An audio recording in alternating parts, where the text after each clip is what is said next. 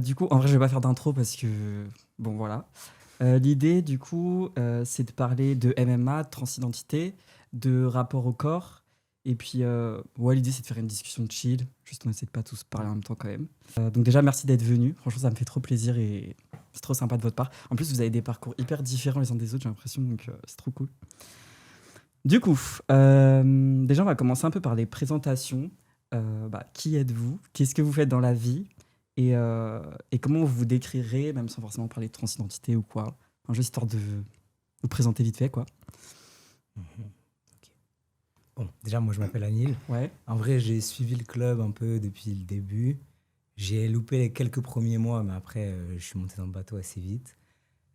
Ça fait en vrai un bail de temps que je faisais des arts martiaux. J'ai fait du karaté, j'ai fait de la boxe, un peu de Krav Maga et tout. Euh, et après, quand je fais pas du MMA, je fais prof d'histoire. Voilà. C'est pas mal. Et très rapidement, comment me décrire? Je sais pas, je dirais que je suis quelqu'un de grave optimiste et que mon ambition, c'est genre en mode de faire avancer les choses pour le mieux dans la vie, quoi. Ok. Voilà. Ok. Du coup, moi, c'est Charlie. J'ai 24 ans. Je suis arrivé sur Paris en début d'année pour faire mon internat en psychiatrie. Et j'ai rejoint le club dès le début de l'année, en fait, en septembre. Euh, je dirais que j'ai fait un peu comme Anil. J'avais fait déjà des sports de combat. J'ai déjà fait du kickboxing quand j'étais ado. Mais après, j'ai eu un gros trou pendant 4-5 ans où j'ai pas du tout fait de sport de combat. Et puis, j'avais un peu envie de m'y remettre. Mais en même temps, je savais que le milieu du sport de combat en général, c'était pas toujours ultra bienveillant, vu que j'avais un petit peu déjà vécu quand j'étais ado. Et du coup, j'ai connu Mika à travers un ami en commun. J'ai suivi et je me suis dit, allez, let's Ok. go. Ok. Voilà.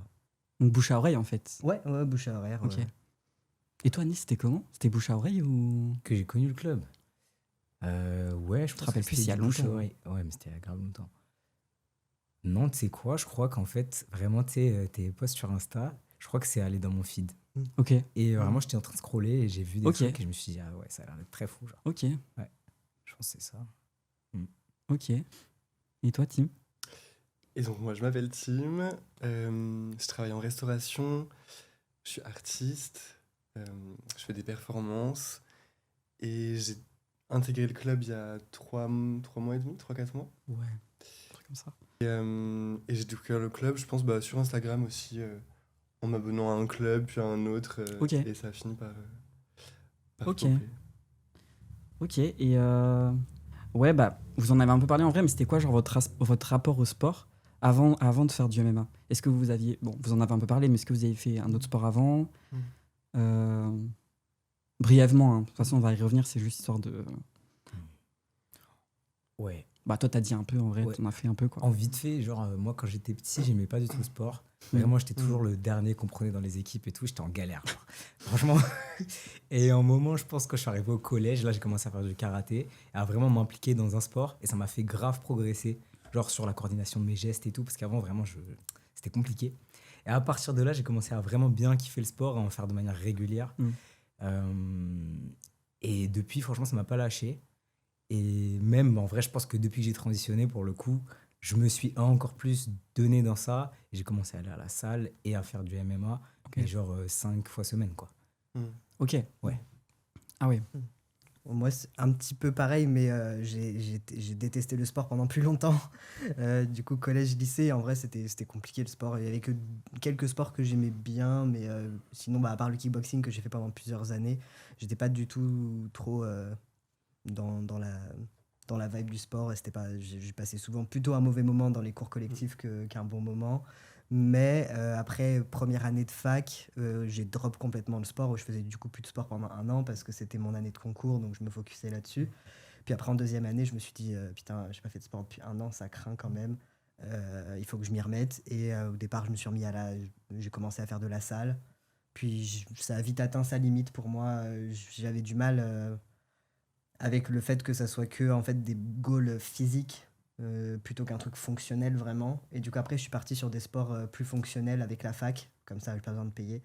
Donc j'ai découvert plein de sports comme ça et je me suis pas mal donné. J'ai fait du tennis pendant un an, après j'ai fait du basket.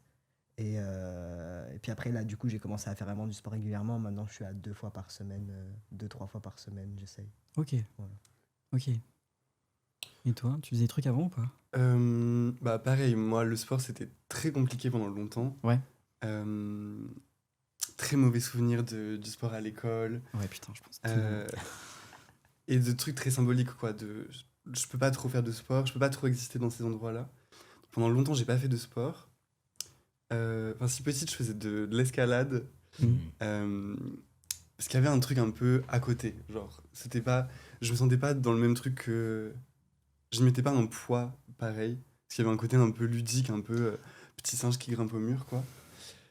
Et, euh, et en vrai, avant d'arriver au club, je faisais plus de sport depuis assez longtemps. Je faisais de temps en temps du renfo chez moi, Ah ouais. euh, en mode poids du corps, des squats, des je sais pas quoi. Mais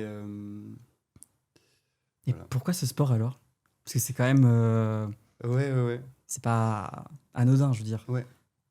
Déjà, j'avais envie de faire du sport plusieurs fois par semaine. Donc, j'avais envie d'un cadre.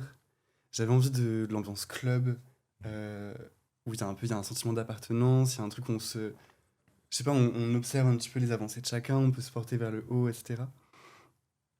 Et, euh, et après, le sport en lui-même, en vrai, on aura le temps de philosopher, etc. Ouais. dans le truc, mais en vrai, j'avais envie de faire la bagarre, quoi. Ouais. Mm. Ouais, c'était pas juste un pur hasard. Mais il y a peut-être un côté un peu hasard. Enfin, est-ce que peut-être si t'étais tombé sur autre chose, Ouais. tu vois. À la base, je voulais m'inscrire dans un club de boxe. Oui, donc ok, t'avais déjà l'idée. Ouais. Il y avait quand même un truc sport de combat. Ok. Et au début, je voulais faire de la boxe. Puis le club dans lequel je voulais aller, ça s'est pas fait. Il y avait plus de place, je sais pas quoi. Et trop contente Ok. d'avoir découvert le MMA qui est vachement complet, où je pense que je me plais plus que dans de la boxe française, quoi. Ok. Là, je voulais parler un petit peu Mhm. du corps, enfin du rapport au corps. Mm. Ouais, ce que je voulais vous demander, c'est que avant d'arriver au club, quel était le rapport avec votre corps? Pas forcément par rapport au sport, mais en gros, le sous-texte, c'est de dire est-ce que le sport, ça vous a permis quelque chose par rapport au corps ou en vrai pas de ouf? Bah, moi, je peux un peu rebondir sur ce que j'ai dit C'est large, rapport au sur le corps. fait que Mm. je faisais de la muscu et que j'avais un peu du mal avec le fait qu'au final, c'était juste un but esthétique. Ouais. Parce que c'était très frustrant. Je trouvais que ça apportait un regard sur mon corps qui était très critique, du coup. Très dans le calcul à combien est-ce que j'ai des beaux muscles, est-ce que je suis content, enfin voilà, les poids, le machin, le truc. Et en final, ça me plaisait pas tant. Et après, je suis parti sur des trucs où, en fait, mon idée de base, c'était j'ai pas envie que mon corps, ça soit une limite pour faire quelque chose. J'ai pas envie d'être limité par mon corps. Et du coup, pendant 2 ans à Lyon, moi, j'étais dans un club de parcours. Et donc, Ok. on faisait du parcours parce qu'il y a vraiment ce truc de genre, en fait, j'ai envie de pouvoir gérer mon corps comme je veux. Et ça m'a fait beaucoup de bien parce que du coup, c'est devenu très fonctionnel. Ce que je fais, c'était pas est-ce que j'ai des gros biceps, c'était est-ce que j'arrive à monter un mur, quoi. Mm. Et le fait de savoir que j'étais capable de le faire et de progresser là-dessus, ça m'a vraiment fait du bien. Et en vrai, la MMA que je fais actuellement, je trouve que ça va aussi là-dedans dans le sens où c'est fonctionnel, quoi. Est-ce que je peux taper, C'est sûr. quoi. Enfin, est-ce que je peux me défoncer? Est-ce que je peux aller plus loin que physiquement ce que je pourrais gérer normalement? Enfin, et puis honnêtement, c'est un sport qui est tellement complet et qui de toute façon nous renforce. Moi, mon corps, il a jamais autant changé que depuis que je fais de la MMA et je fais aussi de l'acrobatie à côté. Du coup, c'est aussi beaucoup du poids du corps. Et mon corps, il a vachement changé depuis, alors que j'ai fait 2 ans de muscu. Alors oui, mon corps, il a changé en 2 ans de muscu, mais je trouvais que c'était beaucoup moins... C'est esthétique, quoi. Ouais, oui, mais en même temps, c'était aussi beaucoup moins satisfaisant. Vu qu'il Oui, y en fait, avait... je veux le dire comme ça, mais en muscu, on se fait chier, quoi. Bah, moi, perso, Enfin, moi, à la fin, je En me vrai, faisais une un fois peu que t'as chier, capté ouais. les mouvements et tout.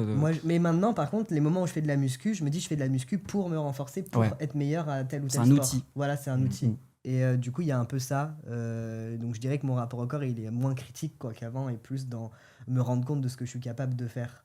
Ok. De me dire, ah, moi, je suis capable de faire tel ou tel, genre combat, enfin faire de la boxe ou des trucs comme ça, alors que bah, d'autres personnes ne sont pas capables. Peut-être ils ont plus de muscles que moi, mais c'est Hmm. pas grave parce que moi, je fais des trucs cool. Ouais. Mais t'as un côté un peu où tu te sentais pas capable avant, et du coup là t'as un peu ce truc où tu te dis je veux. Bah, je pense que oui, parce que en fait, avant, bah, on pousse de la fonte. Et en plus, moi, j'aime pas trop souffrir, quoi. Donc, en fait, j'avais pas ce truc de devoir toujours.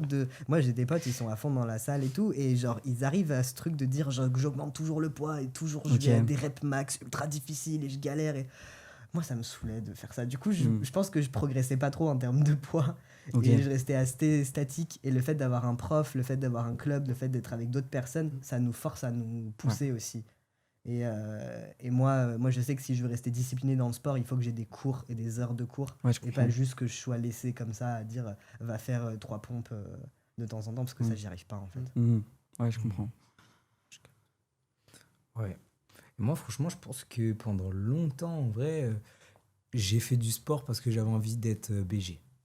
Ouais. En vrai. Ouais. Et donc, j'avais un rapport à mon corps, pareil, assez scrutinateur. J'étais en mode, est-ce que là, je suis fin, est-ce que je suis musclé, est-ce que je suis ci, est-ce que je suis cela.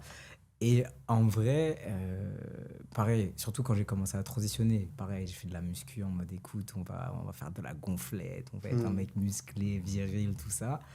Et après, en fait, en vrai, au bout d'un moment, pareil, j'ai commencé à m'ennuyer. Ça a marché, genre, j'ai un peu pris du muscle et tout, j'étais content. Ouais. Mais à un moment, je me suis dit, bon, on va où avec ça, quoi? Ouais. Je vais faire quoi de mon muscle maintenant?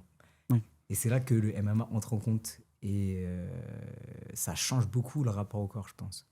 Bah, pourquoi le MMA? Mais juste parce que, en fait, moi, je pense que mon autre délire avec le sport, c'était aussi d'être capable de faire des choses. Je me suis toujours dit, mec, là, tu vas partir courir, mais je me dis, ok, mets-toi en tête que là, tu souffres parce que concrètement, peut-être demain, tu seras poursuivi par la police, il faudra courir. Genre.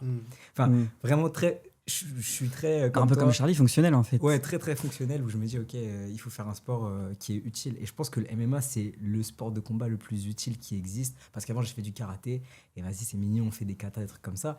Mais demain, tu vas te battre dans la rue, tu vas sortir tes positions genre de karaté là, des temps anciens. Vas-y, force à toi, quoi. Et le MMA, franchement, c'est ça qui est ouf. C'est que pour le coup, je sais qu'on peut se défendre un peu dans n'importe quelle situation avec ce sport. Voilà. Il est complet, c'est sûr. Il est bien complet. Bon, sauf, je pense, la seule limite, c'est qu'on ne sait pas se défendre contre les armes. Oui, voilà. Bon là, Mais bah, voilà, on peut pas tout faire. On peut pas tout faire. Le rapport au corps, c'est Ouais. ça? Ouais. Bah pareil, je pense comme plein de personnes trans, mon rapport à mon corps, il est hyper ambivalent. C'est-à-dire que moi, toute seule dans ma chambre devant un miroir, je me trouve trop fraîche, j'adore mon corps, mais c'est un rapport qui est très fragile, quoi. Qui est très fragile et qui peut devenir hyper négatif au moindre truc. Une petite baisse de morale, un regard déplacé dans la rue, etc. Et puis c'est un truc de ressentir beaucoup de pression. Beaucoup de pression je sais pas, dans ma façon de me mouvoir. Parce qu'en transition, voilà, faut rentrer dans certains codes, quoi. Si on veut, je sais pas, avoir la vie un tant soit peu plus facile. Et en fait, moi en tout cas, ça me déconnecte complètement de moi-même. Ça m'aide pas du tout à m'incarner, quoi. Je suis dans un truc qui est très cérébral, très à me regarder, qui du coup distord complètement l'image que j'ai de moi. Et ça, comme tu dis, ça m'a vachement parlé. Le MMA, moi, ça m'aide vachement à connecter un truc de... pendant les entraînements, mon corps, il est pas là pour avoir l'air féminin, pour être doux, pour se mouvoir, je sais pas comment. Il est là pour être efficace. Et ça, moi, ça me fait trop du bien. Il y a des fois où j'arrive en entraînement, où je me sens pas bien, où j'ai grave de la dysphorie. Le temps de l'entraînement, ça va mieux. Mais ça me fait rebondir sur un truc, c'est que j'avais fait une vidéo sur ça, où je disais qu'en fait, le sport... Enfin, moi, en tout cas, je trouve que ça aide pour la dysphorie. Du coup, c'est un peu ce que tu disais. À partir du moment où l'intensité, elle est tellement haute que ton cerveau, il arrête en fait de... Parce que comme tu disais... En fait, on se dissocie, on peut facilement se dissocier de nous-mêmes parce qu'on est dans notre tête, genre on réfléchit. Mais comme le sport, en l'occurrence les sports un peu intenses physiquement, comme le MMA par exemple, ou les sports de combat, ça te force à arrêter de faire ça parce que tu es obligé d'être intense en fait. Donc ça coupe... Je sais pas si vous êtes d'accord. Moi, depuis quelques années, en fait, je fais toujours 2 sports et j'ai toujours un sport technique un peu et un sport de défoule. Pour vraiment faire genre les deux, ce truc de en fait la technique ça me permet de de progresser d'un truc qui est ultra satisfaisant. Genre au début de l'année, je savais pas faire un équilibre. Maintenant, je sais faire un équilibre et c'est cool, t'es content. Mais le sport de défense, ça aide à se dire, on sort de là, on est en mode putain, c'est bon, j'ai tout Pourtant, c'est donné. technique. Hein. Oui, Aussi. c'est vrai que c'est ultra technique, toute la partie du grappling et tout ça. Mais tu vois, là, on est dans un cycle un peu plus de boxe ou de. En fait, il y a la de possibilité d'aller loin, striking. quoi. Genre là, le dernier entraînement, je pense que ça faisait longtemps qu'on s'était pas autant donné. Avec Adam. Et on est sorti et moi j'étais en mode t'as tout qui t'es vidé quoi, et c'est cool en vrai. Parce que puis l'ambiance est tellement cool aussi, donc t'es vidé et puis à la fin tout le monde est vidé et puis t'es content et puis tout le monde est content et voilà quoi. Et j'allais vous dire, est-ce que vous vous rappelez de votre première séance au club et c'était quoi vos premières impressions, genre toi c'est il y a longtemps Annie là. En vrai je me rappelle bien. Ok. Parce que je me rappelle que j'ai été choqué en mode déjà juste par le fait qu'il y avait presque que des personnes trans. Et je te jure que de ma vie, en fait, j'avais jamais vu autant de personnes trans réunies dans un seul et même endroit. Ah ouais. Ouais. Et donc, moi, ça m'a fait un truc hyper fort où je me suis dit, putain, c'est une folie, genre, il y a autant de gens comme moi. Et ce qui m'a aussi choqué, c'est que je crois que c'était la première fois que je voyais des personnes trans qui n'étaient pas blanches. En mode en face de moi. Ok, waouh. T'as vu ? Je savais pas du tout. Et donc, pour moi, ça a été un truc de fou où, genre, je sais pas, j'ai eu l'impression de me voir dans un miroir carrément, tu vois.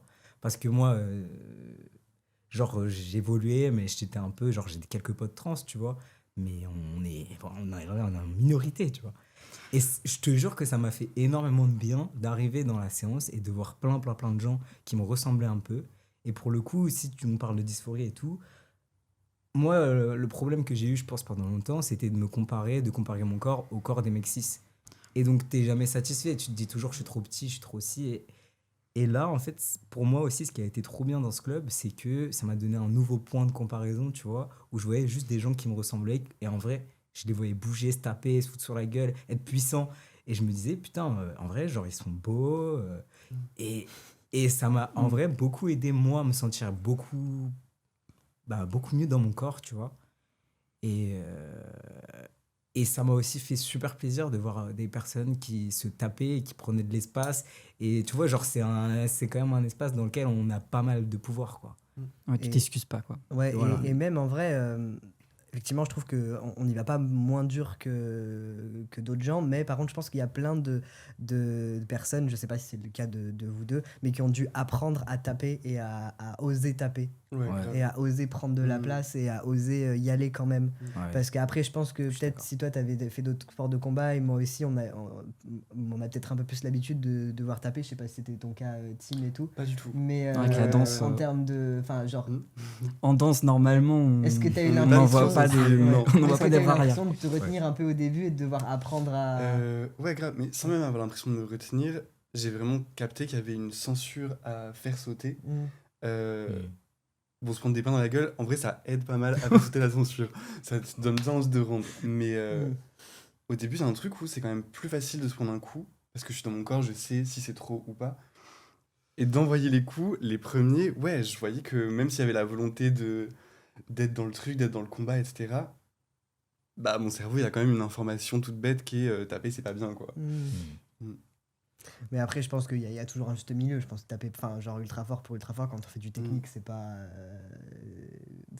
légitime. Mais après, quand on est en sparring et tout, c'est vrai que je pense qu'il y a pas mal de personnes du club où leur parcours, c'est d'apprendre à y aller, quoi. Ouais, Et à être à se défendre, quoi, et à se donner. Et ça, je trouve que c'est plutôt cool. Et on voit pas mal le progrès, je trouve, des gens par rapport à ça, par rapport au début, aux premières séances de septembre. Et, Ah bah, c'est clair. voilà. Moi, je me rappelle que j'étais très défoncé. Enfin, ça m'avait éclaté la première séance. Ah ouais. Alors que j'avais Première l'impression fois que t'es d'avoir, venu alors que j'avais l'impression d'avoir une bonne condition physique et tout ça. Mais bon, il y avait eu les 2 mois de vacances d'été, Ah de oui, maxi ouais. pause, où je pense que j'avais complètement relâché et en fait ça se ressentait, et la reprise ça a été terrible. Wow. J'ai fait genre, j'étais en mode, j'avais, tu sais, les étoiles dans les yeux là, j'avais une Pourquoi je hypotension suis à la là fin et j'étais en mode putain mais merde, alors que je voyais tout le monde réussir, j'étais en mode putain, j'avais trop de trucs à prouver je pense au début, mais après c'est passé parce que tout le monde est cool et ça allait, mais au début j'étais en mode Ouais. mais bon. Et toi, Tim, ta première séance, tu t'en rappelles ou pas? Première séance, moi je suis arrivé une semaine qui était un peu particulière, où c'était Ouais. pas des entraînements classiques, on avait fait comment ça s'appelle, un stage d'autodéfense. Donc en fait, mon premier entraînement, c'était pas vraiment du MMA. T'étais Et- au stage d'autodéfense? Ouais. Ok. Et le deuxième entraînement, c'était quand on avait accueilli, comment il s'appelle? Félix. Félix, ah oui, c'est cette semaine-là, ok. Ouais. Ah oui, t'as. Donc, à la Ouais. fois, c'était hyper cool parce que stage d'autodéfense, du coup, il y a un truc où c'était peut-être un peu plus chill que les entraînements de MMA qu'on fait. Différent. Et deuxième jour, donc moi, j'avais pas fait les sparring, je suis resté sur le côté et je regardais tout le monde faire les sparring. Oula, Parce que normal, j'avais jamais rien fait de ma vie. Et c'était trop stylé en fait. C'était trop stylé. Et je me rappelle de ton combat contre Félix, qui était un peu genre le combat événement Le main de event. la soirée. Ah, Et je regardais, j'étais en mode. J'étais trop impressionné et ça m'a trop donné. Ça m'a trop donné envie de rester quoi. Et me dire, ok,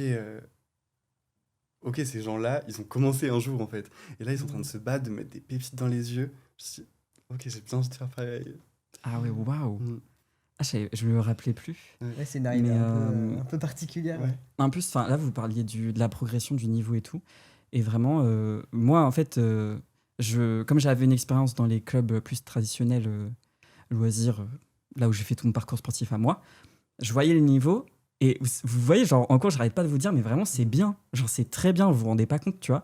Et tu sais, quand il y a des gens, par exemple, les gens du Taliviri qui viennent, donc des gens d'autres clubs, ou même des pros qui viennent faire des stages, etc., ils me disent, mais vraiment, ils sont bons. Genre, ils apprennent vite de ouf quand on leur montre un truc direct, machin. Donc, je trouve qu'il y a grave aussi ce truc quand t'es LGBT, ou là, en l'occurrence, trans, mais tu vas te sous-estimer un peu sur ce genre de truc très... Tu vois, très masculin, très viril, machin. Parce qu'en fait, les mecs cis, ils vont pas forcément hésiter. Ils vont se dire, je suis bon, j'y vais. Comme au passage de grade. Moi, je t'avais raconté, j'ai passé mon passage de grade avec un gars, tu te dis, il a 6 mois de pratique, mais il doute de rien, mais du coup, il y arrive, en fait. Et je crois, nous, c'est ce point-là où... Et j'allais, du coup, je réenchaîne. Vous, quand il y a des techniques, etc., est-ce que, par exemple, au début, même si vous trois, je crois que ça va, je vois d'autres personnes qui ont vraiment ce ressenti-là, mais vous vous dites, je vais pas y arriver. Genre, je vais pas le faire tomber là, ou je vais pas réussir ce truc. Moi, je pense que ça va, j'ai pas trop ça parce que justement, cette limite du sport, enfin, ce truc de je vais pas y arriver, c'est une barrière que j'ai franchie, je dirais, il y a un ou 2 ans, en commençant le parcours surtout. Parce que du coup, on fait des sauts, on est en mode, mais je vais jamais réussir et tout ça. Et franchement, c'est une barrière, une fois qu'on l'a franchie, c'est incroyable. Enfin, c'est pas qu'on dit instoppable, mais c'est qu'on a une peur en moins et qu'on tente et on fait. C'est ça. Et franchement, mais je pense tout à fait que le MMA, ça peut aider à faire passer cette barrière-là, quoi. Donc, Moi aussi, je me dis jamais que je vais pas y arriver. Je me dis, je vais mettre longtemps à y arriver. Des fois. Parce que des fois, surtout en MMA, genre quand on fait des bails au sol, le grappling et tout, là, c'est des moments où des fois, les techniques, tu les regardes de l'extérieur, tu te dis, waouh, il faut vraiment genre, les sentir dans ton corps. Ouais. Et donc, il y a certains trucs, franchement, tu es obligé de le faire toi-même, sinon, de l'extérieur, c'est bon. Mais ouais, pour moi, justement, d'ailleurs, je pense que c'est les techniques les plus satisfaisantes. Les techniques au sol, où tu es là, tu glisses, tu fais des kimuras, des trucs comme ça. Moi, j'adore parce que c'est très précis et j'ai l'impression, genre, vraiment d'avoir un outillage technique. Tu vois ce que je veux dire? Et tu galères à comprendre la mécanique, dans quel sens il faut que je lui torde le bras.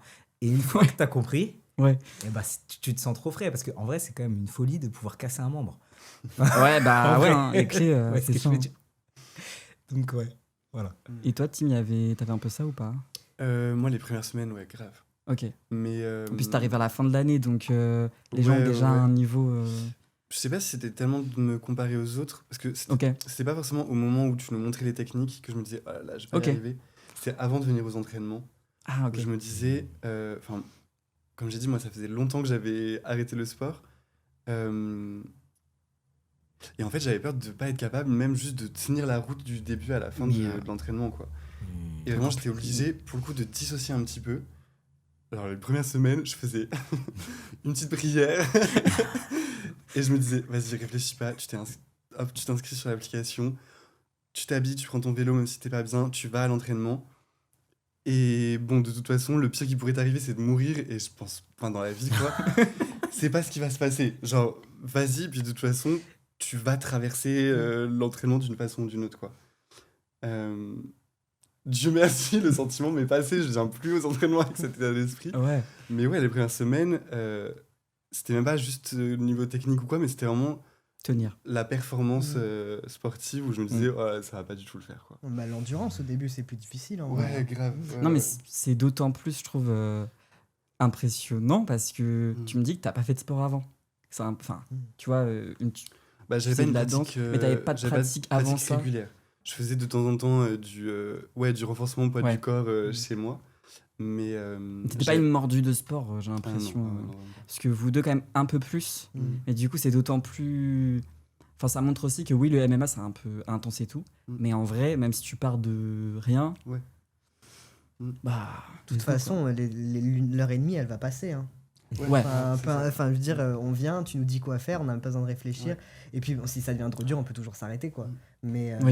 Mais globalement, moi, je suis d'accord, des fois, on se dit un peu, putain, aujourd'hui, ça va être dur. Je suis Mais KO. Mais ça passe, quoi. Ouais. Bon, est-ce qu'il y a un truc qui vous a surpris au club ou pas? Toi, t'en as un peu parlé, Annie, tout à l'heure.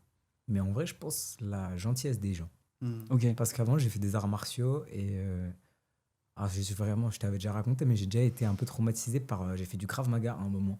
Et vraiment, c'était en mode armé. Le coach, il me disait, vous êtes des sales faibles et tout. Putain. Enfin, et du coup, là, vraiment, tu te sens. Enfin, t'arrivais pas à faire l'exercice, tu te sentais comme une merde.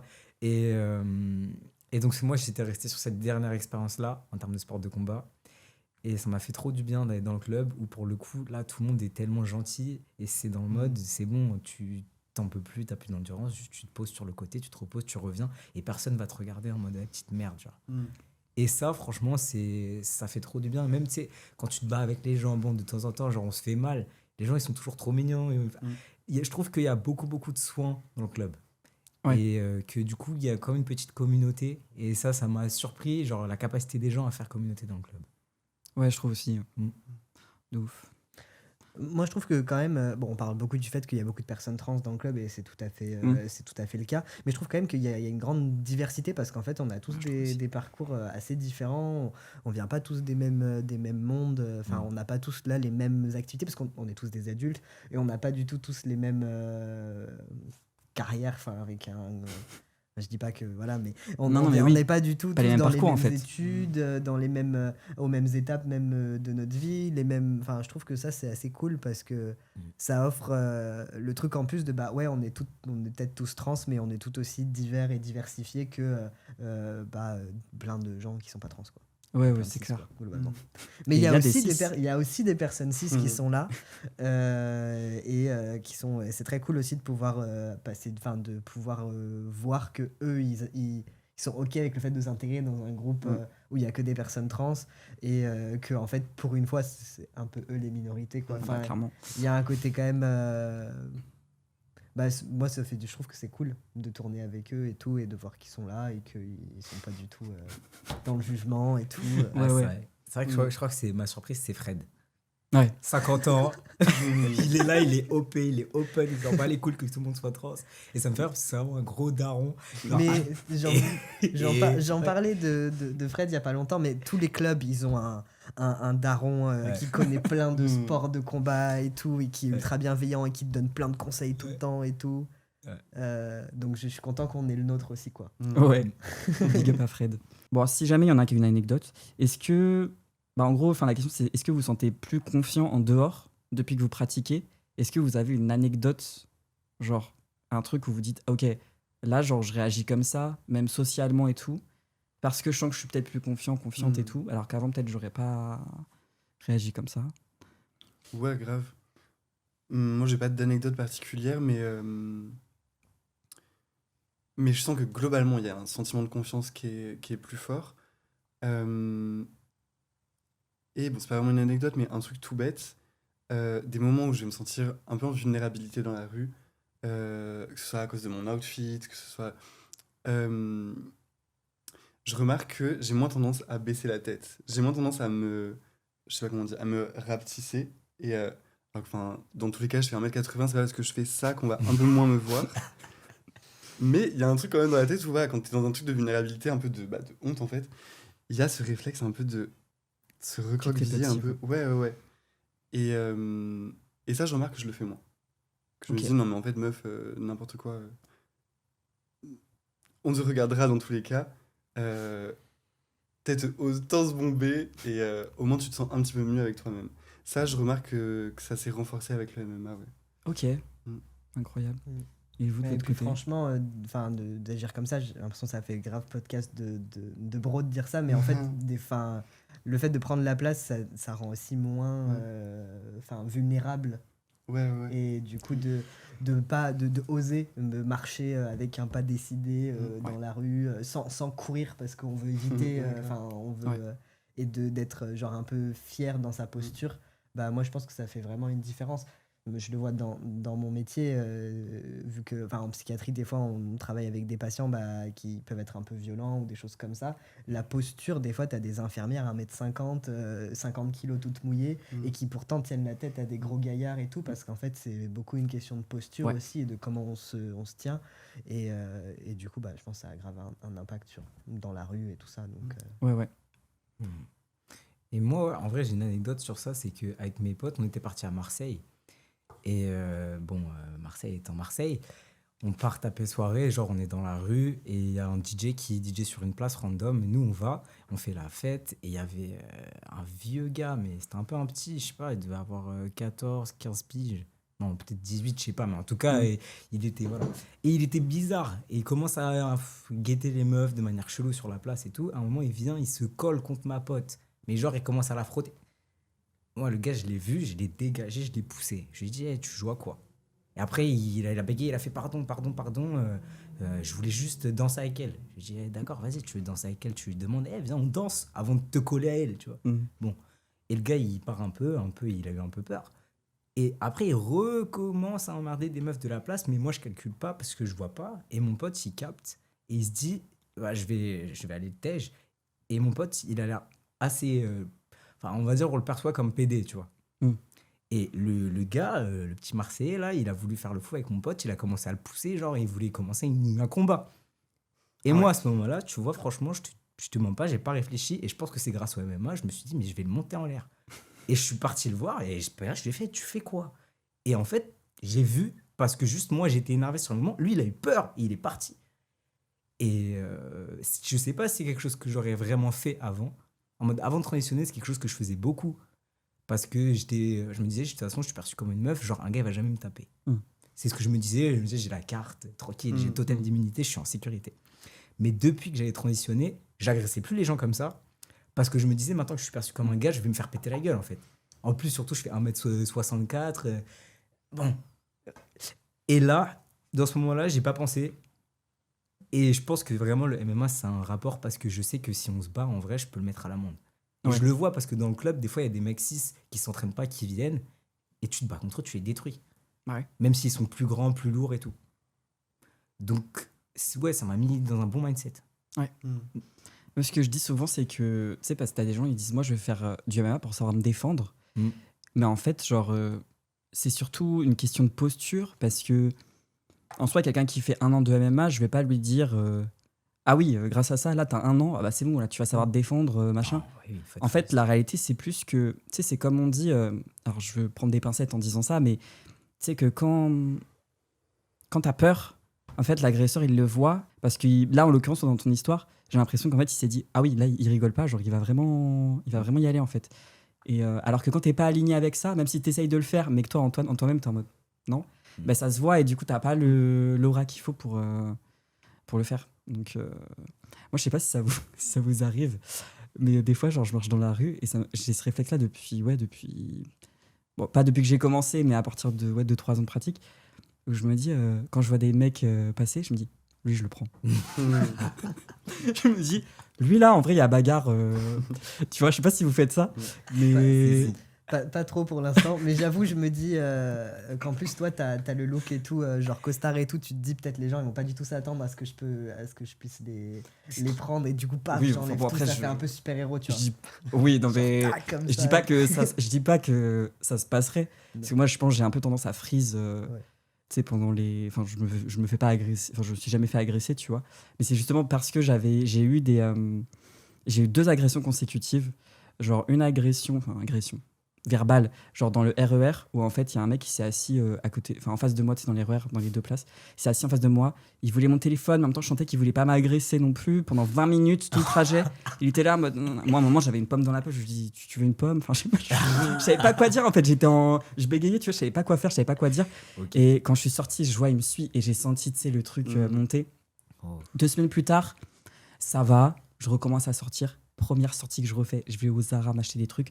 Je retourne chez moi au barbeur à 19h. Il faisait un peu nuit. Et là, t'as un mec un peu bourré et tout, enfin, vous voyez le genre, qui rentre dans le barbeur et qui me dit c'est pas toi qui as pris des hormones nan, nan, nan. Oh Oh, putain. what the fuck. Ma phobie. Moi, bien sûr. Mais qui Lunaire. t'avais vu sur les réseaux sociaux, c'était Non, quoi, bah non, je pense collège, lycée c'est dans le interdit. quartier, oui, tu ouais, vois. putain, ok. Et je pense dans les alentours, Hmm. dans les quartiers alentours et tout, tu sais, ça va. Bon, Il est connu. t'es un il est peu le connu. seul trans du truc, je pense que vous captez. Et moi, vraiment, je sais pas ce qui me prend. Je crois que j'ai dit bah ouais. Et toi, tu En fait, voulais- je sais. Non, mais en Ouais, fait, t'as si raison. tu veux, j'étais en pilote automatique. C'est-à-dire que. Ou alors, peut-être que je crois que j'ai dit non et j'avais, je crois, un peu une veste rose que j'ai plus jamais mis, bien sûr, après. Une veste rose, genre Nike, vintage et tout. Hmm. J'ai dit ah non, non, mais la veste rose, c'est parce que c'est un style. Enfin, je sais pas, j'ai bégayé, j'ai dit n'importe quoi. Il s'assoit à côté de moi, il me dit ouais, c'est quoi ton adresse et tout. Pour faire quoi? Je sais pas. Hmm. Dans le barbeur, bien sûr, personne ne dit rien. Voilà, bref. Ok. Donc je me fais couper les cheveux, je suis en mode vite, vite, vite. Et après, vraiment, je rentre chez moi, tu vois. Et par contre, là après, tu vois, c'était juste avant le Covid, genre 2019. Et par contre, jusqu'en 2021, genre, c'est limite si je pouvais plus sortir, tu vois. En fait, ça m'a. Comme tu sais, j'ai eu ma première agression, après, je me suis senti mieux, je suis ressorti. Et bing, la première fois que tu ressors, t'as un autre truc. Ton cerveau, il est en mode ah ouais, c'est dead en fait. Et bah, c'est là que j'ai commencé le MMA, tu vois. Hmm. Et maintenant, en fait, c'est plus genre quand je marche et tout, quand j'ai moins peur. En fait, l'anxiété, elle va s'évacuer, tu vois. Après, c'est pas pour autant que je me dis, ouais, si on m'attaque, je sais répondre, mais c'est plus la posture. Genre la position, tu vois. Ouais, moi c'est pareil, ouais. Ouais. C'est plus de me dire, bon, bah, je suis plus serein, même dans des situations un peu plus. Enfin, des situations à risque, on va dire. Ouais. Où des fois, on voit des gens dans le métro et tout qui sont un peu tendus, quoi, un peu tendax et tout. Des trucs où avant, j'étais ultra anxieux. Maintenant, je le suis moins, mais c'est aussi dû à mon travail où en fait, j'ai dû apprendre à gérer la colère Ouais. des gens. Et du coup, bah, maintenant, j'arrive mieux à la gérer dans mon quotidien, quoi. Ouais. Donc, ça, c'est. Mais Ouais, c'est ouais. important. Et je pense que le MMA, ça peut. Enfin, les sports de combat en général, ça peut apprendre à faire ça. Parce que je pense que. Je sais pas si c'est juste moi, mais j'ai l'impression que dans la communauté LGBT ou même les personnes trans, la colère, c'est une émotion qui fait très peur et qu'on n'aime pas du tout. En tout cas, moi, c'était mon cas. Et du coup, l'idée, c'est. Enfin, j'étais beaucoup dans l'évitement de la colère, juste de fuir un peu et d'apprendre à y faire face et de gérer, et des fois, à faire détendre l'atmosphère. Hein. Le but, c'est pas de faire monter le truc, Oui. mais de juste apprendre à y faire face. Ça change beaucoup après comment on se positionne dans le quotidien et tout. Peut-être t'as un métier vachement dans la médiation aussi, donc. Bah Enfin, tu ouais, sais, ouais. médiation de problèmes, peut-être entre deux résidents, enfin de Bah, patients ou quoi. ouais, ou- c'est ça, oui. Du coup, forcément, c'est la tête. Puis je pense, après, oui, quand on voit les choses, genre, c'est toujours multifactoriel. Je pense aussi c'est une question de où t'en es dans ta vie. Parce que tu vois, t'as des gens qui disent, bah ouais, mais moi, en fait, je suis juste pas capable de faire du sport maintenant, en fait. Parce que la dysphorie, parce que juste, j'ai trop d'anxiété, je peux pas. Et en fait, je pense aussi que ce genre de truc, si c'est forcé, tu vois, si tu sens que t'es pas dans le bon timing dans ta vie et que c'est pas le moment, ça va pas marcher, quoi. Tu sais, on a tous eu des moments où on se déterre, enfin je sais pas, peut-être plus jeune ou quoi, on se déterre à faire du sport et tout, puis au final, non, et puis ça veut pas dire que c'est pas pour toi ou quoi, c'est juste, c'est pas le moment, quoi.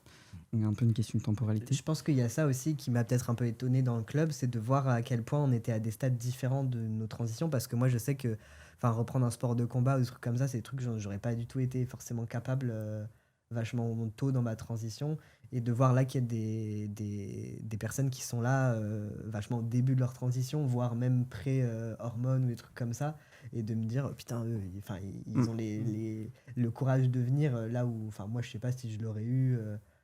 Enfin, je trouve ça assez cool de se dire on n'a pas tous le même rapport aussi à nous-mêmes et comment on perçoit notre corps. Il y en a qui sont ultra sereins avec, en tout cas dans le club, je sais pas, je pourrais pas parler pour l'extérieur, mais avec le fait que leur corps il est comme il est à ce moment-là et qu'ils vont juste faire du sport et ce qui est important c'est de faire du sport. Et Et d'autres, peut-être qu'on les voit pas, ceux-là, du coup, mais qui sont beaucoup plus insécurisés et qui osent pas venir dans les clubs ou des trucs comme ça, bien qu'ils soient genre 10 ans sous T, quoi. Ouais. Donc, C'est clair. Mon petite question, est-ce que selon vous, le MMA, c'est un sport violent? Ben, tout est relatif, oui, c'est plus violent que, je sais pas, que le ping-pong, j'imagine. Parce que, enfin, il y a quand même un truc où on se donne des coups. Après, ça dépend où on place le curseur de la violence, quoi. Oui, on se donne des coups de poing, des coups de pied, on s'étrangle, etc. Après, je trouve que c'est pas la violence qui fait forcément peur. Moi, je sais que quand je dis aux gens que je fais du MMA, ça fait souvent peur aux gens. Pas peur de moi, hein, mais peur pour moi de Ok. ah, mais on va te péter le nez, on va t'ouvrir l'arcade, je sais pas quoi. Enfin, les gens pensent que je vais avoir des blessures graves. Euh, et alors, oui, quand on fait des combats pro, ça a une intensité qui est hyper haute, c'est un niveau qui est hyper haut. Ouais, ça arrive qu'il y ait des blessures hyper graves. Mais dans une pratique en club, en tout cas, il y a une violence, voilà, on se donne des coups de poing, etc. Mais je trouve pas que ce soit une violence. Je vais pas réussir à trouver les bons mots, mais.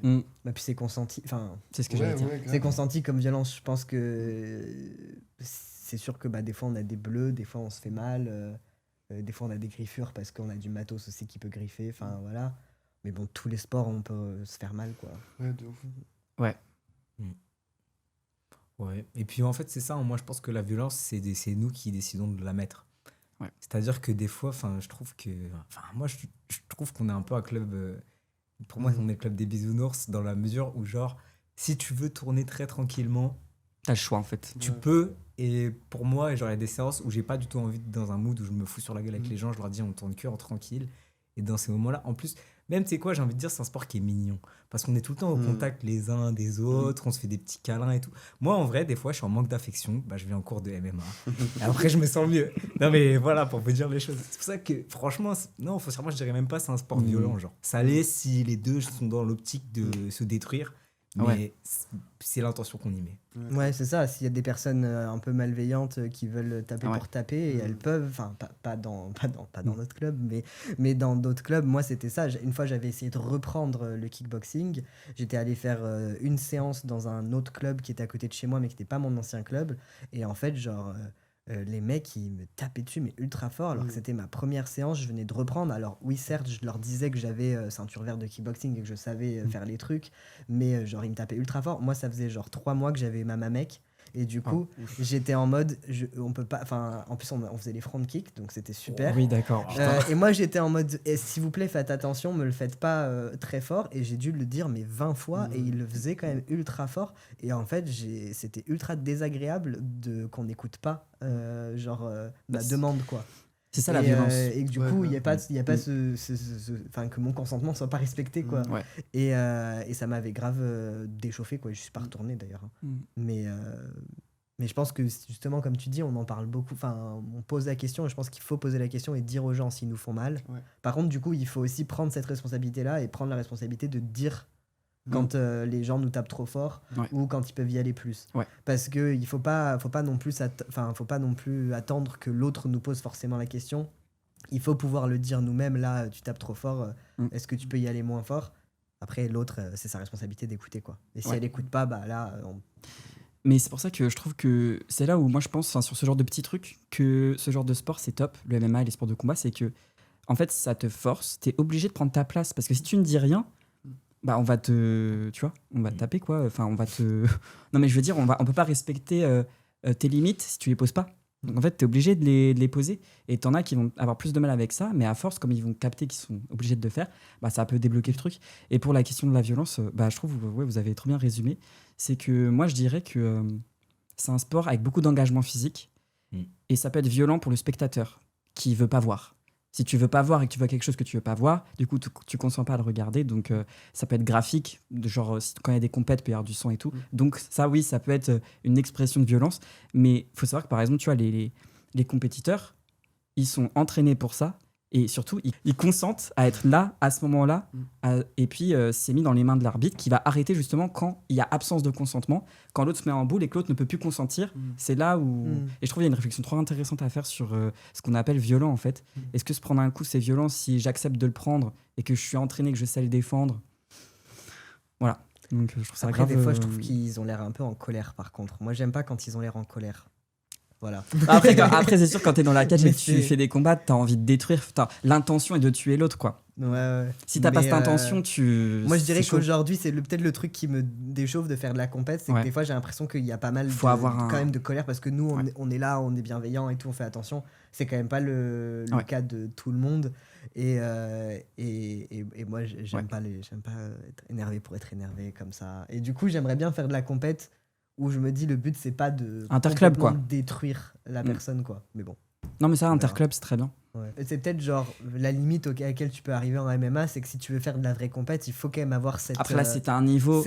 Un niveau aussi. Mais il faut quand même avoir ce feu un peu qui brûle, quoi.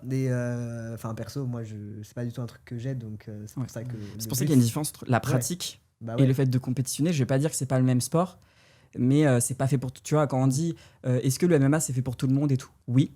Mais par contre, la compète. Oui, c'est pas fait pour tout le monde. Parce que il faut avoir quand même un truc. Toi, ça te chaufferait ou pas? De faire de la compète? Toi, je sais pas pourquoi. J'ai l'impression que ça pourrait. Bah, comme toi, Anil.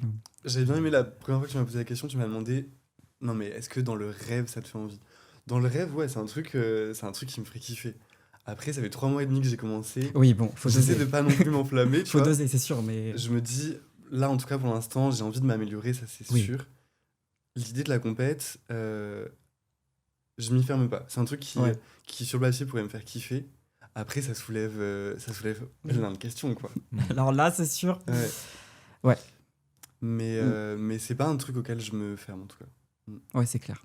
Après, bon, quand je dis compète, c'est vrai que compète officielle, bon, nous, avec le fait d'être trans et tout, si t'as pas changé ta carte d'identité, chaud. Bah, moi, ça voudrait dire, mais c'est pas à la limite un truc qui me déchaufferait tant. Ça voudrait dire aller me battre avec les mecs. Ouais. J'ai l'impression que j'aurais moins à perdre en me battant chez les mecs qu'en me battant chez les meufs. Que si je me battais chez les meufs, si je gagne, on va dire que c'est grâce aux avantages biologiques, grâce aux hormones, je sais pas quoi. Si je perds, bah, c'est encore plus humiliant parce que, regardez la trop sexe là, malgré ses avantages biologiques, elle s'est quand même fait démonter, donc elle est vraiment nulle sa mère. Je me dis, si je me bats chez les gars, au moins il y a un truc où, je sais pas, je trouve ça un peu cunt, quoi. Ouais. J'y vais en mode toute belle, toute pimpante, petite tresse collée. Je te défonce. Et ouais. Je me dis un truc un peu kiffant. Après, faut l'assumer, quoi. Oui, de toute façon, t'en es pas là. Enfin, les compètes, vraiment compètes, là, comme Rafi l'a fait. Et puis, en vrai, quand 3 même, ans de pratique minimum. Hein. Même en dehors de l'identité qu'il y a sur la carte d'identité et tout ça, je trouve qu'on a quand même, et c'est ça qu'il y a de bien aussi avec le club, c'est qu'on n'a pas tout à fait les mêmes physiologies et les mêmes physiques que les mecs cis. Moi, en fait, si je vais dans ma catégorie de poids, je vais être devant des mecs plus grands et fins, généralement, tu vois. Et du coup, je trouve que, bon, c'est pas un désavantage en soi, mais c'est-à-dire qu'il faut quand même réfléchir à comment tu te combats dans ces situations-là. Mais après, c'est ça qui est bien avec le sport. Et j'avoue, ça peut être grave un peu cool, mais du coup, c'est vrai qu'il faut avoir conscience de ça et du fait que ce sera quand même différent. Après, ça, c'est pas forcément corrélé à la transidentité en soi. Non, t'aurais pu être un mec cis, de cette taille. Petit avec un boule boule. Non, mais enfin, je sais pas, tu vois. Après, c'est bien ça dans le MMA, c'est que si t'es plus petit, que l'autre est plus grand, tu vas le lutter plus facilement. Bon. Là, on va passer un peu plus sur un sujet un peu plus, on va parler de transidentité. On va commencer par la partie transphobie. Est-ce que vous avez déjà vécu de la transphobie? En fait, c'est tellement une question rhétorique. Est-ce que vous avez déjà une anecdote à raconter par rapport à ça? Dans quel cadre ou... Voilà, peut-être, est-ce que vous trouvez, par exemple, qu'aujourd'hui, la transphobie, elle est peut-être un peu différente qu'avant? Est-ce que vous voyez une évolution? Enfin, si vous avez un truc à dire par rapport à ça. Transphobie en 2026. Je sais pas. Moi, c'était 2017, mon coming out. 2007 2017. 2007, ouais. Mais il a quel âge? Ah, si, piges. Non, 2018. 2017. Ok. 2017. Coming out. Hormone 2019. Ok. T'avais quel âge? J'avais 17 ans. Ah oui, comment? J'avais 2 mois avant mes 18 ans, quoi. Ok. Et du coup, toi, tu vois une évolution un peu entre cette période-là et maintenant ou... Je sais pas tellement. Je pense que j'étais très protégé au lycée parce que moi j'étais dans un lycée qui était assez ouvert d'esprit. J'étais pas le seul mec trans. Wow. Oh, waouh. Ah Ouais, ouais, ok. ouais. J'étais pas le seul mec trans, il y avait une grosse. Même on est genre. Je pense qu'on est genre 4 ou 5 du lycée à être trans là actuellement. Ok. Mais j'ai Oh, des waouh. potes qui ont fait leur coming out après le Mm. lycée. Ok. Mais il y a Ah une oui, grosse oui, d'accord. communauté queer dans le lycée dans lequel j'étais.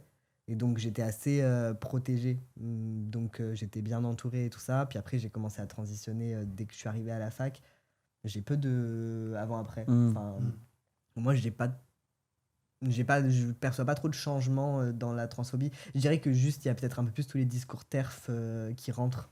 Et que genre nos darons ils sont un peu au courant alors qu'avant ils étaient pas du Mm. tout au courant de tout ça quoi. Je dirais que c'est ça la grosse différence. Ouais. Moi, sinon, jour le jour, j'ai pas trop d'expérience de transphobie sur moi. Par contre, j'entends souvent des discours transphobes Mm. ou pendant que je suis présent parce que les gens savent pas que je suis trans, quoi. Mm. Au travail waouh. et tout ça, Oh quoi. là là. Ouais, ça, c'est. C'est pas Ça va mieux facile. maintenant. Ouais, ça va mieux. Bah, parce que maintenant, j'arrive plus à dire les Ouais. choses. Soit à moi à faire mon coming out, soit Genre, tu dis de la merde en fait. Ouais, soit à Enfin, dire aux gens que, enfin, gentiment, parce qu'il faut pas trop les braquer, mais de les réorienter, quoi. Mais en psychiatrie, surtout, il y a beaucoup de questions, on en parle, enfin, ils Ouais, en d'accord. parlent pas mal et tout, et en vrai, en psychiatrie, je trouve que ça va par rapport au reste de la médecine, mais c'est quand même pas parfait, quoi. Ok. Et toi, Tim? Bah, je suis jeune, donc je peux pas comparer sur beaucoup de temps. T'as non quel plus. âge, toi? Je vais avoir 27 ans. Enfin, moi, j'ai l'impression que déjà, il y a 10 ans, en fait, je savais même pas que ça existait, les personnes Oui. trans. Donc la transphobie, en tout cas, j'ai l'impression qu'on parle vachement plus de nous. Donc est-ce que les gens sont plus transphobes qu'avant? J'en sais rien du tout. J'ai pas forcément l'impression. Mais en tout cas, il y a beaucoup plus de gens qui ont un avis, en fait. Ouais. Parce qu'on en parle tout le temps. Enfin, après, c'est peut-être aussi parce que, je sais pas, les algorithmes, etc., je tombe vachement là-dessus, mais j'ai l'impression que c'est quand même un gros sujet. Et peut-être que ça va tirer sur du positif au bout d'un moment, parce que ça va aussi nous banaliser. Pour l'instant, je trouve que c'est quand même vachement une mise en danger. trouve aussi, On parle beaucoup de nous, les gens savent vachement mieux nous reconnaître aussi. Savent vachement mieux nous reconnaître et on se truc un peu de nous chercher en fait. Ouais, transvestigating. c'est ouais, comme ça, ouais, ouais. Mm. Les transvestigations là, de qui c'est qui s'est fait transvestiguer il y a pas longtemps là, mais Bah, enfin, Brigitte Macron. Ouais. non mais alors elle est connue, JFK. Non, mais allez. Ouais, parce que je sais plus, parce que Ça sur des serait photos il avait genre les clavicules Mais au trop marquées, secours, je sais mais pas ça quoi. c'est. Puis j'allais C'est dire un toutes truc de les. Ça touche beaucoup les meufs racisées Ouais. dans le tennis et tout, Bah ouais, de qui ouf. vont avoir des features peut-être Mm. différentes de Ouais, la ouais. féminité occidentale où elles sont. Mm. Enfin, Hmm. dans le tennis, c'est vrai qu'il y en a beaucoup, mais ouais. Mais ça, Mm. tu vois, ça c'est le genre de truc, je trouve, ça. C'est vachement les femmes que ça vise. Hmm. Ouais. Même Ouais. si les mecs, là j'ai vu un mec, Lux Maxing, là. Il s'appelait les claviculaires, enfin bref, des trucs de bulles, je sais pas comment je tombais sur ça, mais il se fait transvestigater, genre. Ouais. Tu sais, Ah oui. Mais, Enfin, mais bref. moi d'ailleurs, la majorité des fois où j'ai vécu de la transphobie, mais bon, globalement, les gens étaient bienveillants et tout ça, mais c'est qu'en fait, moi, j'ai changé tous mes papiers. Et quand je vais chez le médecin ou quand je vais dans un endroit où j'ai besoin de dire que je suis trans, les gens me demandent toujours quel pronom ils veulent. Est-ce qu'ils doivent m'appeler elle? Mm. Donc en gros, les gens Ah pensent ouais. toujours, en gros, parce que les Mhm. femmes trans, je pense, sont plus connues du grand public que les mecs trans. oui. Et du coup, moi, régulièrement, on pense que je suis une femme trans quand je Mhm. dis aux gens que je suis trans actuellement, quoi. Moi, c'est vrai. Et ils sont en mode ah, mais tu veux être une femme du coup? Et moi, je leur dis bah, non. Enfin, genre, Ça suffit. ouais, mais c'est ça. Et ça, j'ai du mal à comprendre parce qu'en fait, ça montre à quel point ils ont aucune idée de ce que c'est Mm. les personnes trans. Clairement. Parce que du coup, ils sont complètement paumés en fait. Mm. Parce que si tu. Enfin, je sais pas, je suis pas le mec le plus masculin du monde, mais si je voulais être une meuf, enfin, j'ai l'impression que je m'habillerais pas comme ça. Tu te raserais peut-être, Je me raserais déjà. peut-être. Enfin, je sais pas quoi. Enfin, et j'ai l'impression qu'ils sont complètement déconnectés encore plus que nous de ce que c'est du coup le genre et l'identité de genre parce qu'ils se disent oulala, là là, ce monsieur veut être une dame, mais je comprends pas. Mais alors Mais il y a que- F sur votre carte d'identité, mais Ouais, mais c'est c'est- le micmac, quoi. Ah ouais, ils comprennent rien du tout. Ouais, ouais. mais- Bah en fait, genre moi je pense que récemment, je vis pas trop de transphobie, à part des gens de ma famille. Parce que bon, tu les vois, ils savent que t'es trans et tout. Et je pense que c'est eux qui galèrent le plus à process le truc, en gros. Parce que en vrai, genre, je pense que t'as en gros, surtout, je pense, chez moi, en mode, il y a eu une phase où j'ai vécu plein de transphobie parce que j'avais une expression de genre qui était un peu chelou pendant un moment. Genre. Pendant quelques années, on savait pas trop qui, quoi. Et donc, les gens, ils bégayaient, ils me voyaient, il, elle, bah, ils essayaient tous les pronoms. Bref, ou c'est pareil, j'essayais d'aller chercher des colis, ils voulaient pas me les donner parce qu'en plus, Ah ouais. vu que je suis pas blanc, ils se disaient alors ça c'est une fausse carte d'identité. Ah Pourquoi ouais. là il y a un F, mais en fait là il y a un peu de barbe. Je sais pas. Donc, ça me mettait en galère sur des trucs très simples du quotidien de temps en temps. Mais au final, une fois que maintenant j'ai changé tous les papiers, les ci, les ça, et que le passing est plutôt bon, j'ai plus trop de problèmes comme ça dans la vie de tous les jours. Et c'est plutôt ce que Charlie dit. Des fois, bah, j'ai des gens, ils sont trop à l'aise d'être transphobes avec moi. Et genre, on est copains comme ça, et je suis en mode, non, non, non. Moi, j'ai un espèce de pouvoir parce que souvent en psychiatrie, tu as toujours des gens qui ont des questions sur la transidentité et qui le posent comme ça de manière un peu random au cours de la journée. Et moi, quand je sens la question, genre quand quelqu'un dit ah, je me pose une question, je sens si ça va être une question de Ah, transidentité putain, ou moi pas. aussi, ouais. J'ai le pouvoir. Et là, ça m'est arrivé récemment. Il y avait un mec, c'était un infirmier, mais un remplaçant. Je l'avais jamais vu de ma vie, il allait jamais revenir, tu vois. Et il me pose une question sur une prise en charge d'une patiente. Une très bonne question, celui en passant. Et j'étais en mode, je lui ai répondu à ma question et tout ça. Et il me dit, j'ai une autre question.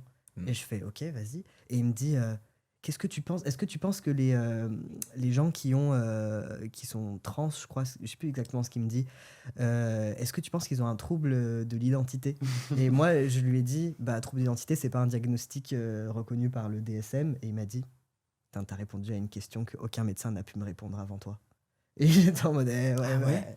Mais bref, C'est hyper inquiétant. C'est tellement random en fait. non, mais en fait, parce qu'il y a quand même, il y a beaucoup ce truc, bah, surtout en pédopsie et tout, mais alors même en psy adulte, de se dire en gros, généralement, les personnes qui arrivent en psychiatrie et qui sont trans, il y a un peu cette instabilité identitaire et tout ça. Bon, ce qui n'est pas toujours le cas, hein. Enfin, je veux dire, des fois, ça peut être le cas, effectivement, mais c'est un peu les professionnels, je trouve, qui mettent. Non, Qui mais disent oui. parce que t'es trans, il y a une instabilité identitaire, alors que des fois, pas du tout. Non, mais enfin, Mais, je te coupe vite fait, mais genre, je trouve que c'est surtout parce qu'ils voient ça comme un trouble, le trouble du spectre du genre, tu vois. Ils acceptent l'idée que le genre est un spectre, mais comme l'autisme va être un spectre, et comme va y avoir des TSA, bah, va y avoir des TSG, quoi, tu vois, des troubles Ouais. du spectre du genre. Mais tu vois, bah, c'est. Oui, mais ça, c'est une vision vraiment ancienne, quoi, de la chose. Hein. Mais bon. On espère, mais bon, c'est quand même assez. Moi, Ah non, mais fait c'est encore mainstream comme façon de penser, je veux dire, mais scientifiquement parlant, bon. J'étais dans un stage en pédopsychiatrie, donc avec des ados qui étaient en crise, donc c'était surtout des crises suicidaires de quelques jours, et il y avait beaucoup de personnes trans, ou en tout cas de personnes qui à ce moment-là s'identifiaient comme trans, parce que des fois ça pouvait aussi changer et tout ça. Et il y avait en grande majorité, c'était du coup des mecs trans.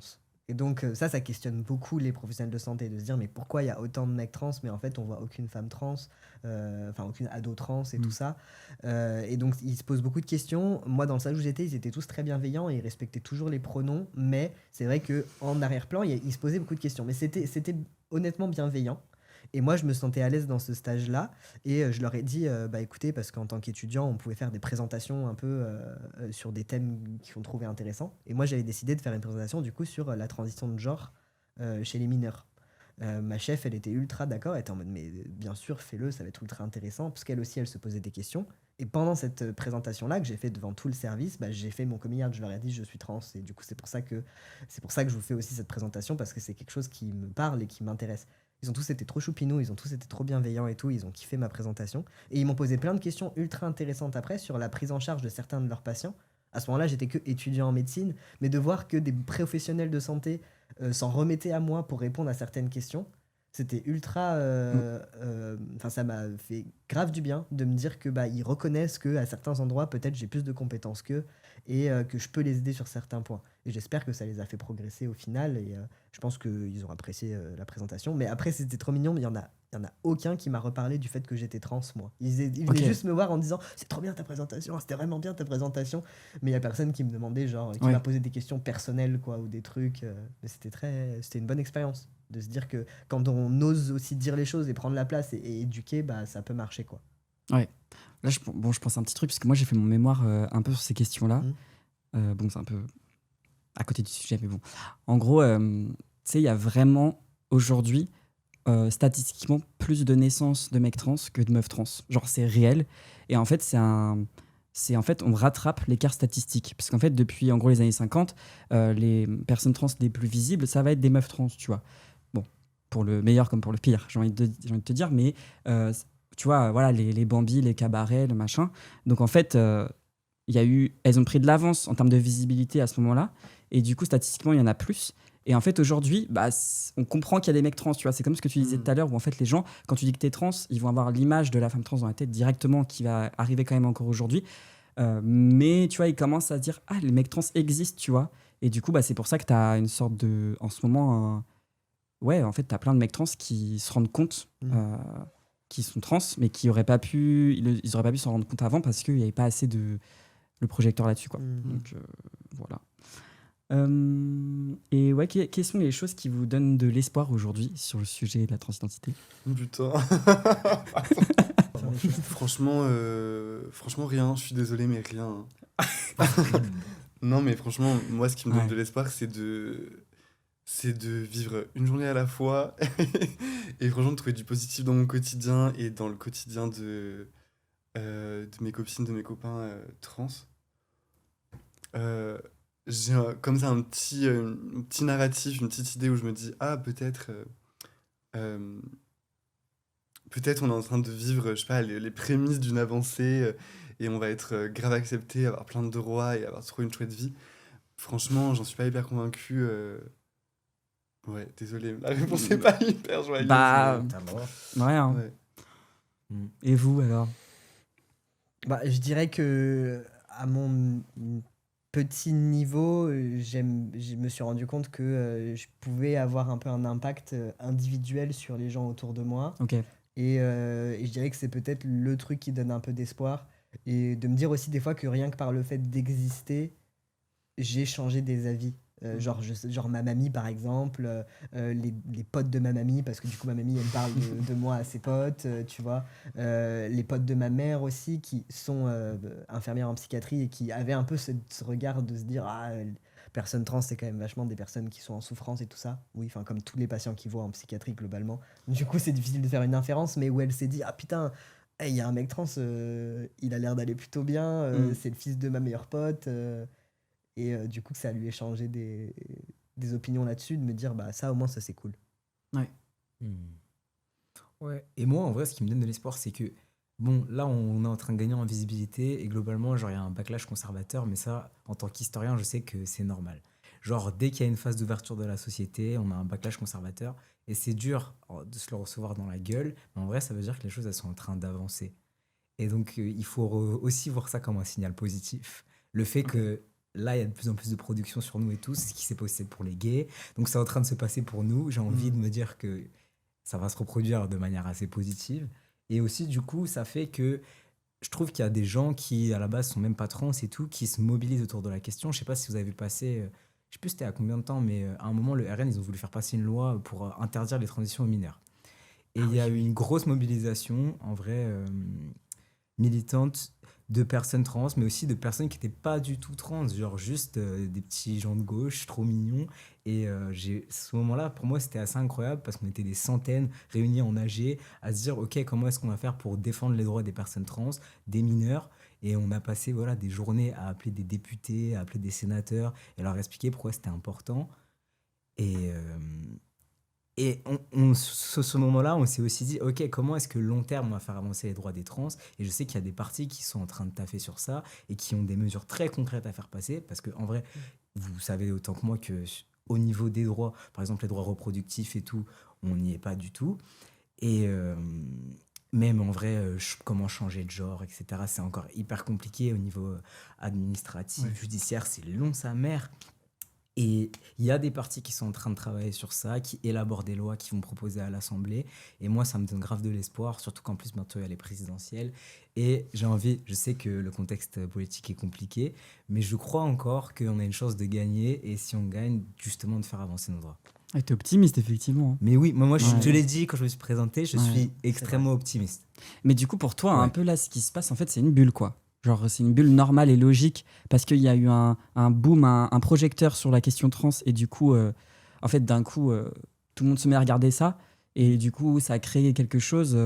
Oui, c'est vrai qu'on peut voir l'homosexualité peut-être dans les années 80 un peu comme ça ou d'autres sujets, mais du coup, pour toi, c'est limite, c'est nécessairement ça redescend et ça arrive, ça se positivise après. Après, Parce que c'est vrai que c'est vrai que je trouve, tu vois, aujourd'hui que quand tu regardes par exemple, je sais pas, genre Trump qui fait toute sa campagne sur la question trans, alors que ça représente combien de l'humanité, moins d'1%. oui. Et enfin, tu vois, je trouve que même j'ai l'impression, tu vois, que tout ce qui est panique morale, etc. sur la question trans, elle est tellement plus. Enfin, voilà, il y a pas de, je gratifie pas les souffrances des gens, etc. Mais je trouve quand même que c'est un sujet où genre le niveau de violence, on parlait de violence tout à l'heure, le niveau de violence, justement, il va être vraiment. Et puis, on a très peu de force de frappe communautaire parce qu'on n'est pas beaucoup, tu vois. Enfin, non, mais tu Ouais, vois, en mais c'est termes vrai. de nombre et de volume. Donc, c'est vrai que ça, tu vois, même si théoriquement, enfin, je le sais, mais tu vois, j'ai du mal à voir la suite de ça, tu vois. Mais après. Tu vois, Ouais. quand je vois les parents qui par exemple, tu vois, moi je te parlais de ça tout à l'heure, de comment vous trouvez la transphobie avant et maintenant, parce que moi je trouve que par rapport à genre 2016, tu vois, genre par exemple les parents, t'as un enfant qui fait un coming out, ils mettent transidentité, ils vont tomber sur les livres des livres limite pro-thérapie de conversion, machin, enfin des trucs de ouf, avec bien des devantures, avec des drapeaux LGBT, genre tu comprends même pas trop tout ce que t'achètes, alors qu'avant au moins, ils étaient plus transphobes par ignorance Ouais. que par idéologie. Aujourd'hui, Mm. t'es transphobe par idéologie. Je trouve que c'est plus dur à. Non, je comprends ce que tu dis, mais dans le même temps, en vrai, ce parent qui fait des recherches sur la transidentité, et tu vois, ma mère, elle a fait ça parce qu'elle, c'est trop une meuf qui fait des recherches, parce qu'elle a pété son crâne en mode comment je vais gérer ça. Bah, elle est tombée sur les ressources, genre, je sais pas, il y a une espèce de WikiHow trans. Ok. C'est quoi? C'est Wikitrans, je crois. Ouais. Enfin, je sais pas, Ouais. mais un truc comme ça, il y a vraiment des fiches pour les parents, mais ça a été créé par des personnes trans, je pense, de comment accompagner votre enfant trans et tout. Et Ok. ça, c'est trop mignon, et c'est dans les premiers résultats de recherche, tu vois. Aujourd'hui Et- encore. Ouais, ouais. Ok. Et donc, ouais, en fait, il faut que tu te dises que le discours, il se construit des deux côtés.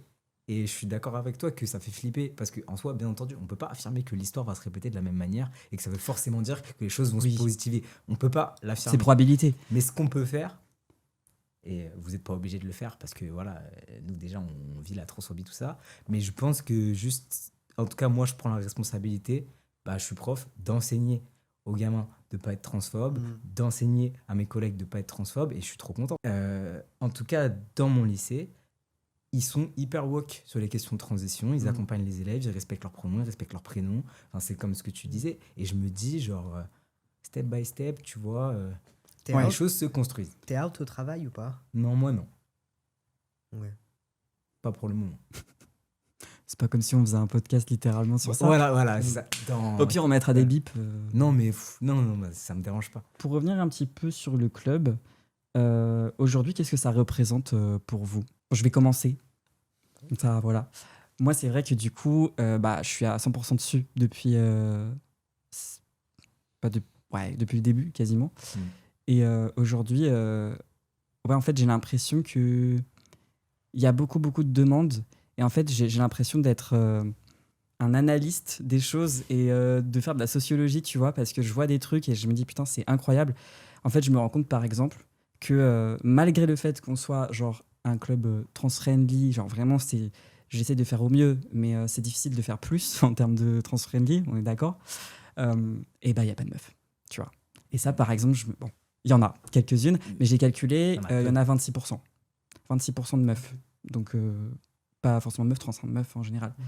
Alors que je vois sur Insta, j'avais mis pour avoir un mois gratuit pour des meufs, pour essayer un petit peu, voilà. Et bah, t'en as 15 qui m'ont répondu. Donc je me dis, en fait, c'est fou. Elles sont là, elles regardent, mais il y a encore un truc où. Et tu vois, comme par hasard, toi, t'es venu pendant l'autodéfense. Et bizarrement, autodéfense, pour les meufs, j'ai l'impression que ça va plus parler. Peut-être parce qu'il n'y a pas le côté sport de combat, où il y a le mot sport et le mot combat qui fait peut-être trop viril, trop, voilà, et tu te dis, c'est pas pour moi. Alors qu'autodéfense, ça a plus, peut-être, elles vont se sentir plus peut-être concernées, tu vois. Je sais pas, mais je trouve qu'il y a un super gros sujet là-dessus. Et... Ouais. Moi, c'est un peu si mon premier entraînement c'était l'autodéfense, c'était juste, enfin c'était du hasard, c'est que c'était le Concours de premier. circonstances. c'était le premier entraînement après les vacances de Noël. je Oui, crois. d'accord, ok. En vrai, je sais pas. Moi, je sais que les sports de combat, ça m'impressionnait avant d'arriver. Ça m'impressionnait. Et en fait, le fait que c'est un peu le serpent qui se mord la queue, mais le fait que ce soit un milieu très masculin, bah, ça donne pas forcément hyper envie d'y aller, quoi. Donc, ça reste un milieu hyper masculin. Et donc, on a toujours pas très envie d'y aller. Peut-être lié aussi au côté féminité, masculinité, où quand t'es un mec trans, tu vas te dire ça va me permettre de Mm. développer ça, la masculinité, aller chercher un peu ça. Ouais. Et peut-être que chez les meufs, tu dis, bon bah oui, c'est dur de dire je vais développer ma féminité grâce à ça. Ouais, grave. Donc c'est sur d'autres Ouais, angles en ouais, fait. Je sais pas pour les meufs cis, mais c'est vrai que les meufs trans, on entend souvent voilà, qu'il faut qu'on soit douce, qu'il faut que. Ouais. Même des meufs qui entament leur transition, qui se disent ah, putain, j'ai entendu ça il y a pas longtemps, ah ben il va falloir que j'apprenne à m'adoucir, à être un peu plus, etc. Donc c'est un peu contre-intuitif de se dire bon bah vas-y, à choisir un sport, je vais en choisir un où on va se mettre sur la gueule, où franchement les tenues, bon bah c'est pas les plus flatteuses ou quoi. Ouais. Alors qu'au final, bon bah les effets, moi j'ai moins de dysphorie depuis que je m'entraîne. Ok, J'ai moins de dysphorie quoi. ok. Mm. Ah, c'est fou. Après, Anil et moi, on était déjà dans des clubs de combat en tant que meuf, du coup. Et on était toujours. Enfin, moi, j'ai toujours été la minorité, quoi. Enfin, on n'était vraiment pas beaucoup. Et puis, en Ouais. fait, Bah peut-être ouais. des fois, au début de l'année, t'avais des meufs, mais il y avait aussi un peu plus bon, je pense qu'il y avait beaucoup de mecs qui abandonnaient aussi, mais je pense que proportionnellement, il y avait aussi peut-être des meufs qui abandonnaient un peu. Après, je pense que c'était peut-être dû à comment elles étaient traitées par les autres mecs, des fois. Genre, en gros, où ça tapait un peu trop fort et ils savaient pas trop se mesurer, alors que. Ouais, Et puis- je me dis, enfin, je pense qu'il y a un public à aller chercher et il faut que tu ailles essayer de le chercher et ça c'est important. Mais en même temps, je pense que peut-être statistiquement, il y a Ouais. aussi moins de meufs qui. Moi, je pense pas. Tu penses pas? Bah, Je saurais pas. peut-être un peu Mais- moins, Oui. mais tu vois, t'as des clubs entiers. Je pense au NR Fight par exemple, où ils ont des sections féminines entières, tu vois. Mais c'est Ou, des gros clubs, non? Ouais, c'est des gros clubs, mais j'ai aussi un club qui ressemble un peu au mien dans la forme et dans le statut. À Marseille, il y a ils ont une section féminine, mais énorme, tu vois. Donc je pense en fait, c'est plus. En fait, tu vois, il y a beaucoup de trucs. Bon, après, voilà, je me dis pas forcément, il faut absolument que j'aille les chercher, machin et tout, tu vois. C'est juste que je me dis, c'est cocasse je me rends compte là dans les stats que finalement, il n'y a pas forcément, pour l'instant en tout cas, plus de meufs et j'aimerais bien qu'il y en ait plus, quoi, tu vois. Après, le truc avec le MMA aussi, par rapport au juste la boxe ou le kickboxing ou le Krav Maga et tout ça, c'est qu'on a beaucoup de trucs au sol et au sol, on Oui. se touche beaucoup quand même et des fois, Ça, c'est ça sûr. peut être ultra. Enfin, Et d'où la l'idée d'avoir plusieurs sécurité et meufs, tout. tu vois, comme Ouais, ça, bah ouais, si jamais carrément. elles sont pas à l'aise de tourner avec des mecs, bah, elles ont des options, tu vois. Ouais. Mais ouais, bon, ça, c'est un gros sujet en vrai. Hein, mais quelle est votre plus grande fierté dans votre vie? C'est horrible comme question.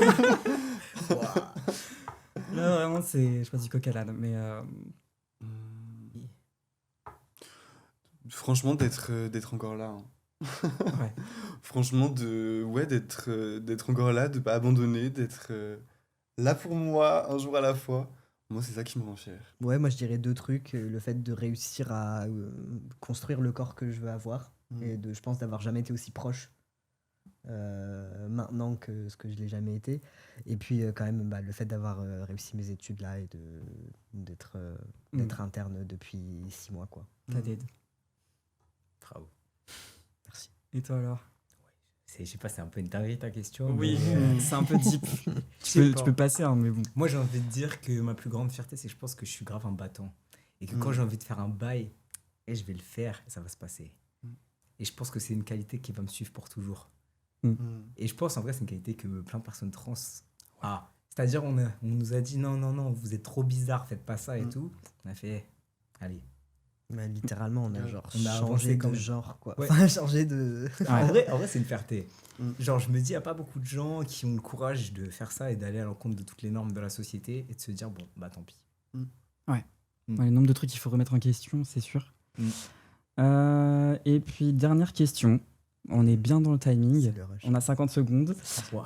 Quel conseil donneriez-vous à quelqu'un de trans qui n'ose pas, qui voudrait faire du MMA mais qui n'oserait pas? Moi, je dirais, essaye, ça va Ouais, bien grave. se passer. Ouais. Et au pire, si t'aimes pas, bah tu reviendras plus jamais, ça c'est pas grave. Ouais. Moi, je dirais, en dehors juste du MMA, trouve un sport, mais ça, en Oui, vrai, pour sport en n'importe général, qui, je dis pour MMA, tout le mais, monde, trouve un sport qui te fait kiffer Mm. et juste fais-le. Bah ouais, grave, d'oser, et puis s'il y a une envie, il y a une raison à cette envie, de l'écouter, de venir, et si ça se passe mal, d'aviser, mais il y a des chances que ça se passe bien. Oui. Ok. Bah, 10 secondes. Bah, écoutez, on a fini. C'était le premier épisode. J'espère qu'il y en aura d'autres. Et puis merci d'être venu. Franchement, Mm. c'était incroyable. Avec Merci à plaisir. toi. Merci à toi. Et de rien. Et puis, à dimanche. On cut.